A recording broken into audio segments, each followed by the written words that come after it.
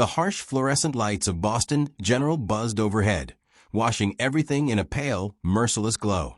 On a hard plastic chair, Michael Rivera sat hunched forward, his rough hands still smeared with his daughter's blood. The sleeves of his construction jacket were torn, his boots caked in dust and gasoline from the crash. He had worked 1,000 dangerous jobs, but nothing had ever broken him like this.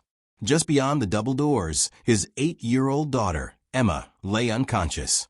Surgeons whispered about internal bleeding, words like immediate intervention, and time-sensitive echoing in his head. Michael pressed his phone to his ear for the 15th time. Straight to voicemail. Again. "Carmen, please pick up. Please." His voice cracked like glass.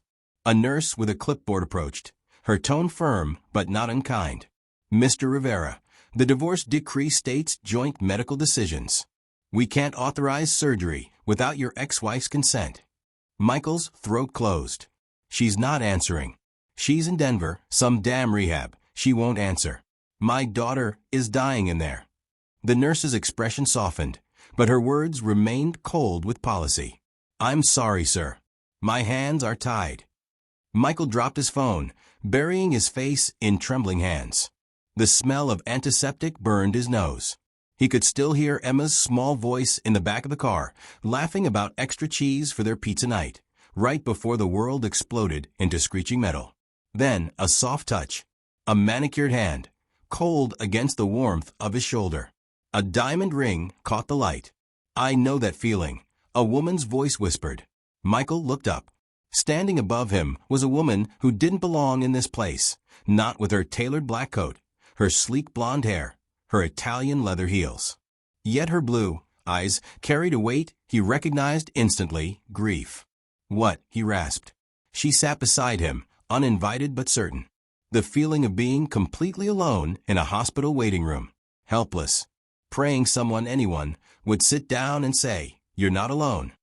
Michael shook his head, pushing her kindness away. "Sorry, lady. I don't have time for this." But she didn't move. "My name's Victoria," she said softly. 6 months ago, my husband died in a climbing accident. I sat in a hospital just like this, signing his organ donation papers alone. No one came. Not even family. I couldn't save him." Her voice caught, but she steadied it. "Maybe I can help save your daughter." Michael stared at her. His chest tightened with suspicion. Why would a stranger care? But then, she pulled out her phone and dialed someone with the swiftness of a woman used to doors opening when she knocked. "This is Victoria Sterling," she said, her voice commanding now. "I need an emergency medical authorization drafted immediately. A child's life is at stake." Michael blinked. For the first time in hours, hope, fragile, trembling hope, flickered inside him. He didn't know who this woman was, or why she was here. But in the cold sterility of that waiting room, with Emma's life hanging by a thread, Michael felt something shift. Not salvation, not yet, but the faintest whisper of it. The rain always came early in Boston. By the time dawn touched the rooftops of Dorchester, it was already tapping gently against the cracked window of apartment 3B. Michael Rivera's alarm went off at 5 a.m. sharp, though truth be told, he was usually awake before it buzzed. Years of construction work had trained his body to rise with the stubborn rhythm of steel and cement. He swung his legs over the edge of the bed, the springs groaning beneath him. His back ached, his palms rough and scarred, but his first thought was never himself. It was always Emma. In the tiny kitchen, he cracked eggs into a pan, the sizzle filling the silence. He sliced bananas over cereal, poured milk into a mismatched mug for her hot cocoa. Nothing fancy, but enough. Always enough. "Mi cielo," he called softly, stepping into her room. The curtains were drawn, the faint glow of a night light painting the walls. Emma stirred, tangled in her blanket, her hair spilling across the pillow. Michael sat on the edge of her bed and began to sing. Not loudly, just a whisper of a Spanish lullaby his own mother used to hum when the world outside their apartment was too cruel to face. Emma's eyes blinked open, hazy at first, then clear. "Morning already?" she groaned, rubbing her face. He grinned. "The sun doesn't wait for sleepyheads. Come on, breakfast before the bus." She rolled her eyes, but smiled. Always that same smile that reminded him why he worked until his body broke. Neighbors in the building often whispered about Michael, the young father who had been abandoned yet never gave up. They saw him lugging groceries up the stairs with one arm while balancing Emma's school projects in the other. They saw him returning from 12-hour shifts only to spend his evenings cooking, reading, helping with homework. Some teased him about Mrs. Alvarez from the first floor, the widow who always found excuses to knock on his door. A good man shouldn't be alone, she'd hint. Michael's answer was always the same. Emma needs me. And though he smiled when he said it, deep down, another truth gnawed at him. He was terrified of being broken again. 2 years earlier, Carmen had walked out. Michael remembered the day, as if someone had carved it into his skin. He came home from work, tired and hopeful, only to find the apartment stripped of her laughter. A note on the counter. Emma's cries from the bedroom. "Am I not good enough for Mom to stay, Daddy?" she had asked, clutching him with tiny arms. He hadn't known what to say. There were no words strong enough to soothe that kind of wound. So, instead, he made a promise.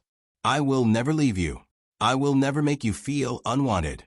Every action since then had been an echo of that vow. By day, Michael was the man his crew respected, the first to arrive, the last to leave. By night, he was a father who sat on a hard wooden bench at the Boston Community Music Center, back straight with pride as Emma plunked out simple melodies on the piano. He would wash off the dust in a public restroom before walking her into class, because she deserved a father who looked presentable, even if he didn't feel it. And when she smiled up at him after hitting the right notes, his exhaustion melted. Every blister on his palms, every overtime hour, it was all worth it. The accident shattered that fragile world. One Friday evening, they had stopped at the corner store for pizza ingredients, a ritual, their special weekend tradition. Emma had been chattering about toppings, about how next time they should try pineapple, just to see what it's like. Then headlights. Screeching. Metal folding into metal. When Michael opened his eyes again, there were sirens. Blood. Emma limped beside him, her uniform soaked crimson. His body screamed in pain, but none of it mattered. He reached for her, his vision blurring, whispering, "Stay with me, baby. Please." And now, in the hospital, all he could do was wait. While Michael's world unraveled, another life unfolded just blocks away, one that seemed untouchable, gilded, and cold. Victoria Sterling's mornings began in a glass tower overlooking Boston Harbor. Her penthouse was designed by award-winning architects, every surface polished, every corner curated. A home worth millions, and yet it felt empty. She sipped Ethiopian coffee in silence, staring through floor-to-ceiling windows at the city below. On paper, she had everything. Wealth, education, a foundation in her name. But at night, when the city lights flickered across her bedroom walls, she still reached across the sheets for a husband who would never return. 6 months earlier, David Sterling, her partner, her anchor, had fallen to his death during a climbing trip in Colorado. They had been in the middle of adoption papers. They had been planning a family. Now Victoria lived surrounded by silence, her wealth only amplifying the emptiness. On that same Friday evening when Michael's world collapsed, Victoria had been at Boston General. Her foundation had funded a new pediatric wing, and the ceremony had ended with handshakes and speeches. But she didn't leave. Something pulled her down the hospital corridors, her heels echoing against the linoleum. She remembered the Denver hospital, the waiting room where she had signed David's organ donation papers. She remembered the coldness, the absence of comfort, the unbearable loneliness. And then she heard it. A man's voice, raw, desperate, pleading with a nurse. "My daughter is dying. Please. Carmen's in Denver. I can't reach her. She's all I have." Victoria froze. The word Denver struck her like lightning. She turned and saw him, a construction worker, his clothes stained with blood and dirt, his hands trembling as he pressed them to his face. No one noticed him. No one sat beside him. Something inside her, something long buried, stirred. She couldn't save David. But maybe, just maybe, she could save this little girl. And so 2 lives, one built on calloused hands, the other on glass towers, collided in a hospital waiting room. Neither knew it yet, but from that night forward, nothing would ever be the same. The first night after Emma's surgery, Michael didn't sleep. He sat slouched in a plastic chair by her hospital bed, watching the steady rise and fall of her chest. Machines beeped, nurses whispered in the hall, but all he could hear was the memory of her laughter, wondering if he'd ever hear it again. When the door opened, he thought it was a nurse. But it was her, Victoria. She stood awkwardly in the doorway, her black coat replaced by a simple sweater. In her hands, she held a teddy bear and a small bag of books. Michael stiffened. "What are you doing here?" She hesitated, as if unsure herself. "I wanted to check on her." "On both of you." Michael narrowed his eyes. "Wealthy people didn't just show up in places like this. You've done enough. You don't owe us anything." Victoria stepped closer, placing the teddy bear gently on Emma's blanket. "It's not about owing. It's about caring." Michael didn't respond, but when Emma stirred and opened her eyes, her face lit up at the sight of the soft bear. "Daddy, look. She brought me a friend," Emma whispered, her voice weak but filled with wonder. Victoria knelt beside the bed, her smile warm. "His name is Mr. Buttons. He's very brave. He told me he wanted to protect you." Emma giggled softly, hugging the bear. For the first time since the crash, her face brightened. Michael looked away, swallowing hard. He wasn't ready to admit it, but something inside him shifted. Victoria didn't vanish after that. She came again the next day, and the next. Sometimes with a new book, sometimes with nothing but a smile and her presence. When Michael had to step out for work, she stayed. Reading aloud, helping Emma with schoolwork on a borrowed iPad, even playing silly word games that made Emma laugh until the monitors scolded her with a beep. One evening, Victoria noticed the worn music book on the bedside table. "You play piano?" she asked. Emma nodded eagerly. "Daddy says I have talent. I was in lessons before this." She motioned weakly toward the bandages. Victoria's eyes softened. "I used to play too, when I was your age." Emma perked up. "Really? Can you still play?" Victoria laughed, a sound Michael realized he hadn't heard from her before. "Not well. But maybe when you're better, you could teach me." Emma's smile spread wide. "Deal." After Emma's release, Michael expected Victoria to disappear back into her glittering world. But she didn't. One Tuesday afternoon, when Michael texted that overtime kept him from Emma's first piano lesson after the accident, Victoria replied instantly, "I can take her." Michael hesitated, then agreed. When he came home that evening, the sound of laughter drew him into the kitchen. Emma and Victoria were covered in flour, aprons hanging crookedly, dough scattered across the counter.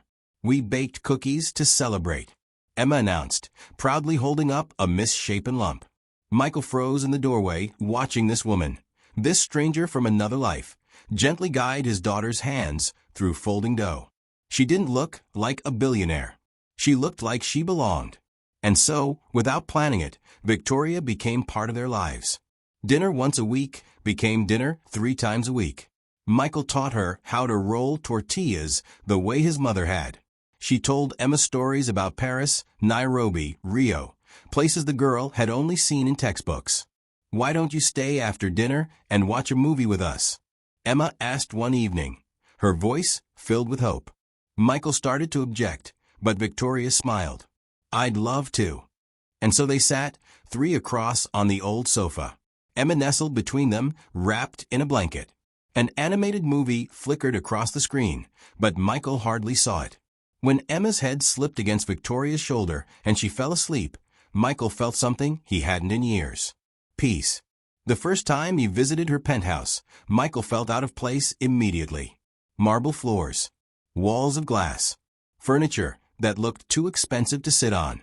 "This doesn't feel like a home," Victoria admitted, watching his unease. "That's why I prefer being at yours." Michael said nothing, but her words stayed with him. Later that night, with Emma asleep in a guest room larger than their whole apartment, Michael and Victoria sat on the balcony overlooking the city. "Why did she leave?" Victoria asked gently, meaning Carmen. Michael stared at the skyline. "Addiction. Fights. I wasn't enough for her." Victoria turned to him, her eyes glistening in the moonlight.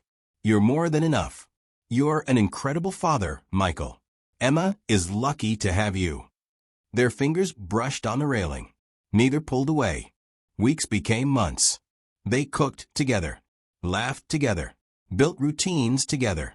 Emma, glowing, sat between them like the sun itself. It was fragile, unexpected, almost too good to be real. And yet, in the quiet of their small apartment, when Victoria leaned close to help Emma with homework, or when her laughter filled the kitchen, Michael sometimes caught himself thinking the unthinkable. Maybe this isn't temporary. Maybe she was meant to stay. But love, real love, is never without its shadows. And as quickly as this fragile family was stitched together, secrets were waiting to tear it apart. 3 months after the accident, their lives felt almost normal. Victoria's laughter filled Michael's small kitchen as she tried to flip tortillas without tearing them. Emma played piano again, her small fingers gliding over the keys, while Michael listened with a smile that was half pride, half disbelief. They had created something fragile but real. A family born not of blood or contracts, but of choice. And then it all began to unravel. One rainy Tuesday, Michael was sorting through a folder Marcus, his friend and part-time accountant, had left for him. It contained contracts for a small construction business Victoria had encouraged him to start. But tucked between the papers was something else. A stack of receipts, paid in full. Every hospital bill, every medical expense, every dime he thought he'd been clawing together with overtime and sacrifice. $67,000. Michael's blood ran cold. When Victoria came by that evening, carrying a bag of groceries and her usual easy smile, he didn't greet her. He slammed the papers onto the coffee table. You paid these. His voice shook with fury. Victoria froze, her hand still on the strap of the grocery bag. Michael. $67,000, he said again, his voice louder now. Behind my back. Without saying a word. Her face paled. I was trying to help. Help. He laughed bitterly. What else? Emma's lessons? Her cleats? The groceries I thought I paid for? Tell me, Victoria, what else have you been covering, so I can tally up just how much of my life you bought? Please, just sit down. Let me explain. I'm not your charity case. His boots pounded against the wooden floor as he paced. I'm not some poor immigrant you get to rescue, so you can feel better about your dead husband. The words sliced through the room like glass shattering. Victoria flinched as if struck. That's not what this is. Then what is it? Michael demanded. Because from where I'm standing, it looks like you've been treating me and my daughter like your personal project. Her voice cracked. I care about you. About both of you. He stopped pacing, staring at her with eyes full of pain. Do you? Or do you just care about how we make you feel needed? The silence stretched between them, filled only by the sound of rain against the windows. Finally, Michael whispered, broken, I thought you loved me. Tears welled in her eyes. I do. I love you both. No, his voice was low, trembling. You love the idea of us. The poor single dad, the grateful daughter. We make you feel whole again. That's not love, Victoria. That's charity wrapped in silk. Her tears spilled over. Stop. Please. Why? Because it's true. He grabbed his jacket, fury and heartbreak radiating from every step. I should have known this was too good to be real. People like you don't fall for people like me. Not unless there's something in it for you. Her voice, when it came, was cold. People like me? What does that mean, Michael? Rich people. People who think money fixes everything. Her hands clenched into fists. You want to know what people like me are really like? We're the ones who watch our husbands die and sit in a hospital with no one. We're the ones who have more money than we can spend and no one to spend it on. And when I finally found someone who made me feel alive again, someone I thought I could love, I ruined it because I tried to protect his pride. Michael stopped at the door, his voice quiet now, which somehow hurt more than his shouting. It's not about pride, Victoria. It's about trust. And you broke it. He opened the door, pausing only to whisper, I need time. And then he was gone. That night, Victoria cried harder than she had since David's funeral. She hadn't meant to control him. She hadn't meant to break what they were building. She had only wanted to help. But sometimes love, when tangled with secrets, turns into poison. The call came the next morning. Her attorney's voice was grim. Victoria, I have bad news. Carmen Rivera just filed for emergency custody of Emma. Victoria sat upright, her heart dropping. What? She's claiming Michael is an unfit father. That he's been exploiting Emma's medical situation for financial gain. No, Victoria's voice trembled. That's a lie. She has a strong lawyer. They've already submitted evidence, unpaid bills, suddenly cleared by an outside source. She's painting Michael as a manipulator who paraded his daughter to gain sympathy from you. Emotional fraud, she's calling it.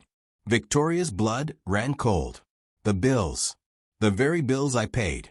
The attorney continued, and Carmen just finished her rehab program. She has a job in Denver now. She looks stable. On paper, she's the responsible one. Victoria pressed a hand to her forehead, her chest heaving. This is my fault. I gave her the ammunition to take Emma away from him. Victoria, you were trying to help. No, she whispered, tears streaking her cheeks. I destroyed them. Silence. Then her voice hardened, low and determined. Set up a meeting with her lawyer. If Carmen thinks she can take Emma away from Michael, she's about to find out she's not the only one who can fight. And so, the stage was set. A custody battle that would drag every secret, every fear, every scar into the open. Michael's devotion, Victoria's choices, Carmen's sudden redemption, and the fragile little girl caught in the storm. None of them would walk away unchanged. The courtroom smelled of old wood and tension. Michael sat at the defense table, his jaw tight, his hands clasped so hard his knuckles were white. Beside him, his lawyer Marcus whispered strategy, but Michael barely heard. His eyes kept darting to the other side of the room. Carmen. She looked polished, hair pulled back, navy suit sharp, posture perfect. The woman who had abandoned Emma 2 years ago now looked every inch the picture of stability. And beside her, her attorney, Rebecca Walsh. Sharp, ruthless, known for shredding fathers like Michael to pieces. The bailiff's voice cut through the silence. All rise. Judge Morrison entered. Stern, unforgiving. The trial began. Your Honor, Walsh said, rising with theatrical precision, my client, Carmen Rivera, seeks emergency custody of her daughter, Emma. Mr. Rivera has demonstrated a pattern of financial instability and questionable judgment, exploiting his child's medical crisis to form an inappropriate relationship with a wealthy widow. This is not the environment for a child. Michael's stomach turned. Exploiting his child? Inappropriate? Walsh slid exhibits across the table. Unpaid bills, records of sudden payments, photographs of Michael and Victoria together with Emma. Mr. Rivera, Walsh's voice cut like ice. Isn't it true you allowed Ms. Sterling to pay over $67,000 in medical expenses for your daughter? Michael's throat tightened. He wanted to scream, I never asked her. But the judge only saw hesitation. Neighbors testified. Teachers spoke. Marcus did his best, painting Michael as devoted, selfless, unbreakable. But without resources, without leverage, their case fell thin. By the second day, Michael felt the walls closing in. And then, the door opened. Every head turned. Victoria Sterling walked in. She wore a simple black dress. Her blonde hair pulled back. No jewelry, no grandeur. Just a woman with tired eyes and a fierce heart. Michael froze. He hadn't seen her since their fight. Part of him wanted to look away. Another part wanted to run to her. Instead, he sat still, his heart hammering. Mrs. Sterling, Marcus said gently, please tell the court about your relationship with Mr. Rivera and his daughter. Victoria's voice was steady, though Michael saw the shimmer of tears in her eyes. I met Michael in the worst moment of his life, when Emma was dying in the hospital. I watched him refuse to leave her side, fight for her care, sacrifice his own comfort. He is the most devoted father I have ever seen. And your financial assistance? Marcus asked. Victoria nodded. I paid bills because I could. Because Emma deserved the best care. Michael never asked me for anything. Never. He only ever asked for the chance to take care of his daughter. Walsh stood, ready to pounce. Mrs. Sterling, isn't it true that you were grieving your husband's death and sought to fill that void with his family? Isn't it true you bought your way into their lives? Victoria was silent for a moment. The courtroom waited. Finally, she lifted her chin. Yes, I was grieving. But Michael and Emma didn't fill a void. They gave me something money couldn't. They gave me family. And love cannot be bought. Her words hung in the air, unshakable. For the first time in days, Michael felt something spark inside him. Hope. But the battle wasn't over. Carmen's mother was called to testify. Everyone expected her to support her daughter. Instead, she stunned the court. Your Honor, she said softly, wringing her hands, I love Carmen. But 3 months clean doesn't erase years of instability. Emma needs consistency. And the only consistency she has ever had is her father. The room shifted. Even Judge Morrison leaned back, thoughtful. Michael clutched Emma's small hand, whispering, Hold on, baby. We're almost there. And then, the twist no one saw coming. Your Honor, the judge said, before I render my decision, Mrs. Sterling has requested to address the court with an additional matter. Victoria rose from the gallery, her heart pounding. Your Honor, she said clearly, I would like to formally petition this court for permission to adopt Emma Rivera. With Mr. Rivera's full consent. Gasps filled the room. Carmen shot to her feet, furious. Objection. But Victoria raised her voice above the noise. Furthermore, Mr. Rivera and I intend to marry, to provide Emma with the stability of a permanent, two-parent household. The gavel slammed. Order. Michael's eyes widened. Victoria, what are you doing? She turned to him, her face wet with tears. I'm fighting for our family, Michael. The way I should have from the beginning. Not with money, with love. His chest ached. In that moment, he knew. He knew she wasn't saving him. She wasn't saving Emma. She was saving them. All 3 of them. Judge Morrison peered down over his glasses. Mr. Rivera, do you consent to this petition? Michael rose, his voice breaking. Yes, Your Honor. I do. And yes to the marriage, too. If she'll still have me. Victoria smiled through her tears. That's a yes. Emma leapt from her chair, beaming. Does this mean Victoria gets to be my mom? For real. The courtroom erupted in laughter and tears. Even Judge Morrison allowed himself a smile. 6 months later, in the small chapel of Boston General Hospital, Michael stood at the altar. Victoria walked toward him in a simple white dress, Emma skipping beside her carrying the rings. You look beautiful, he whispered as she reached him. You clean up well, Mr. Rivera, she teased, straightening his tie.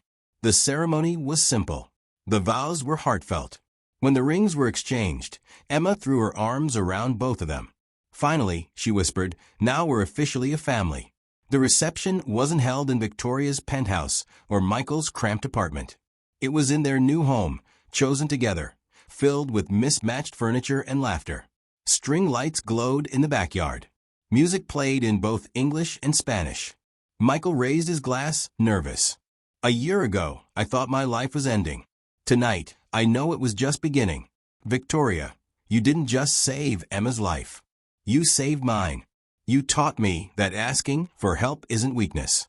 And Emma, you showed us both what family really means.